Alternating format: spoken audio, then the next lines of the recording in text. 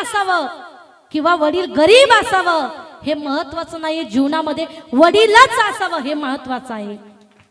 म्हणून आई वडिलांची सेवा करा. आई वडील पुन्हा भेटणार नाही. बाप म्हणजे काय असतो ऐका, आपल्याला जर ठेस लागली, पुरुष मंडळ आपल्याला जर ठेस लागली, आपण काय म्हणतो पहिला? आई ग म्हणतो. काय म्हणतो?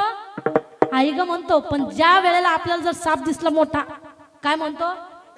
त्यावेळेस आपल्याला बाप आठवतो. गावामध्ये जर जत्रा असली ना तर ऐका, त्या ठिकाणी आईचं मन असं असतं, आईचं अंतकरण असं असतं की आईला वाटतं मला जे दिसतं ना ते माझ्या लेकराला दिसलं पाहिजे, म्हणून आई त्या लेकराला आपल्या कडेवरती घेत असते. पण ऐका, वडिलांचं मन कसं असतं, अंतकरण कसं असतं.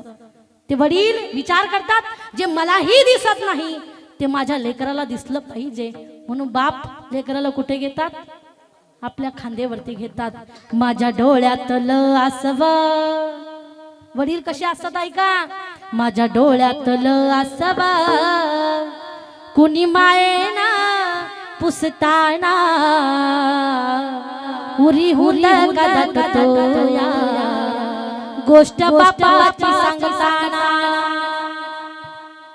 त्याच्या फाटक्या सदऱ्याला किती ठिकरा जोडलेली उभ्या विशाला त्यानं कशी कातर लावी मला कसस होत या, मला कसस होत या कुणी बाबा म्हणताना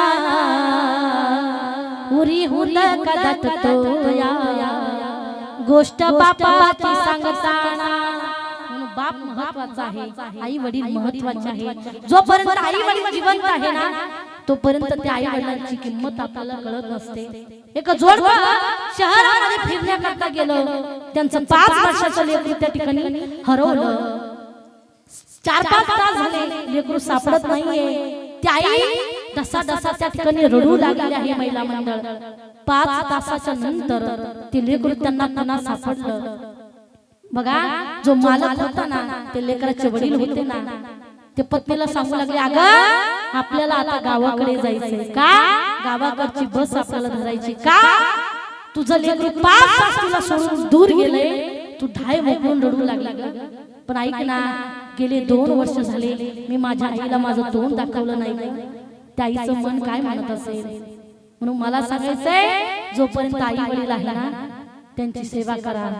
आई वडील कशी असतात ऐका, उरामध्ये माया त्याच्या काळ्या मेघावारी दाखविना कधी पुन्हा डोळ्यातलं पाणी जिजू जिजू संसाराचा गाडा वटामध्ये असू जरी कनावा घडी भरत थांब जरा ऐका त्याची धापर लई अवघड आहे गड्या उमगाया बापर उमगाया बापर लई अवघड आहे गड्या उमगाया बापर उमगाया बापर. मग जोपर्यंत आई वडील आहे ना त्यांची सेवा करा. आई जी असते ना, आई अंतकरण कसं असतंय का, एका मुलाला रोज आई शाळेमध्ये पाठवायची. गरीब परिस्थिती होती पण त्या मुलाला परिस्थिती कळत नव्हती. शिकून मुलगा मोठा झाला पण त्या आई बरोबर बोलत नव्हता, आई बरोबर जेवत नव्हता का, त्या आईला एक डोळा होता, त्या मुलाला त्या आईची लाज वाटत होती. शिकून शहरामध्ये गेला, तिकडच लग्न केलं. पण ऐका, एका वेळेस त्या आईने विचार केला की आपण शेवटच्या वेळेला का होईना आपल्या लेकराचं तोंड पाहिलं पाहिजे. ती आई त्या शहरामध्ये आली.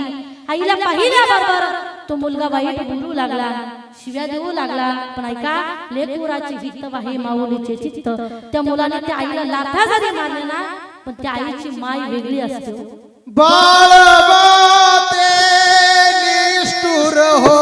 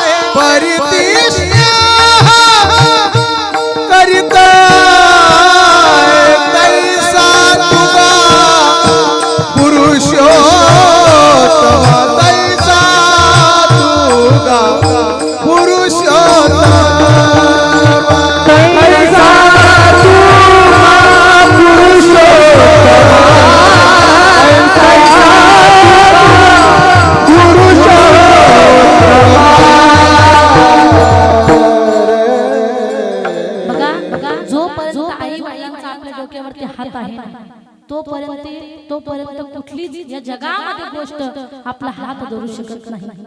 जिना जिना जिना रे उडा उडा माई तेरी चोनरिया लहराई.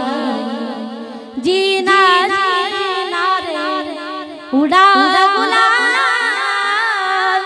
माई तेरी चोनरिया लहराई. रंग तेरी रीत का रंग तेरी जीत का रंग तेरी रीत का जीना जीना रे उडा उडा माई तेरी चोनरिया लहराई. जब जब मुझे पे उठा सवाल माई तेरी चोनरिया लहराई. पण जोपर्यंत आई वडील आहे ना तोपर्यंत सेवा करा. आई शिव्या खाऊन त्या ठिकाणी घरी आलेले आहे. काही दिवस निघून गेले. मुलाला वाटलं गावाकडे कसं चालू आहे आपण पाहून आलं पाहिजे. पाहिलं घराला लॉक लावलेलं होतं. शेजाऱ्याने सांगितलं आई तर तुम्हाला केव्हाची सोडून गेली, पण जाता जाता तुम्हाला आईने एक पत्र लिहून ठेवलेलं आहे. बघा जोपर्यंत आई जिवंत होती ना या मुलाला त्या आईची किंमत कळाली नाही. आई बरोबर जेवत नव्हता, बोलत नव्हता का त्या आईला एक डोळा होता आणि त्या आईची त्या मुलाला लाज वाटत होती. ते पत्र चक्राने हातामध्ये घेतलेलं आहे. ऐका त्या आईने सुरुवातीला शिव्या लिहिलेल्या नव्हत्या, बरोबरून आशीर्वाद दिलेले होते. बाळा सुखात राहा. आजपर्यंत जी गोष्ट मी तुला कधीच सांगितली नाही ती आज या पत्रामध्ये सांगणार आहे. बाळा तुझे बाबा आणि तू प्रवासामध्ये असताना तुमच्या दोघांचा अपघात झाला होता. बाळा त्या अपघातामध्ये तुझे बाबा वारले गेले. त्या अपघातामध्ये बाळा तुझा एक डोळा गेला होता. पुढे चालून माझ्या लेकराला कुणी नाव ठेवू नये, कुणी चिडू नये म्हणून माझा एक डोळा काढून तुला लावला. मला सांगा आता त्या मुलाला आईची किंमत कळू लागली. आता कितीही जरी रडू लागला त्या आई पुन्हा येणार का? जिवंतपणी कधी पुसले नाही आता कशाला म्हणतोस आई. आता कशाला म्हणतोस आई. आणली नाही कधी खाण्या डॉक्टर गोळी नाही कसली दवाई. डॉक्टर गोळी नाही कसली दवाई. मी तुला पाहून प्राण सोडिले रे बाळा. तूने नाही पाणी पाजिले, तूने नाही पाणी पाजिले, तूने नाही पाणी पाजिले. आता कितीही रडलं तर आता आई पुन्हा येणार नाही. म्हणून जोपर्यंत आई वडील जिवंत आहे तोपर्यंत आई वडिलांची सेवा करा. जाता जाता सांगून जाईल माझ्याकडे वारकरी शिक्षण संस्था आहे मुलांची. काही